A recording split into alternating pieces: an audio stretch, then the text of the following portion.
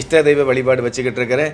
இன்னும் நான் நிறைய தெய்வத்தை வழிபாடு வச்சுக்கிட்டு இருக்கிறேன். இருந்தாலும் என்னுடைய ராசி மேச ராசியாகவே இருந்தால் கூட எனக்கு மேன்மை கிடைக்கல, நல்லது நடக்கலை. எங்கே போய் ஜாதகம் பார்த்தாலும் யோக ஜாதகம்னு சொல்கிறாங்க. அந்த யோகம் என்னுடைய வாழ்க்கையில் வரல அப்படின்னு கவலைப்படுறவங்க இதே முருகப்பெருமான வழிபாடு வச்சுக்கும் பொழுது நெல்லிக்கனி மரம் இருக்கும் இல்லையா, அதாவது நெல்லிக்காய் மரத்துக்கடியில் ஒரு வெள்ளி விளக்கு ஏற்றலாம்.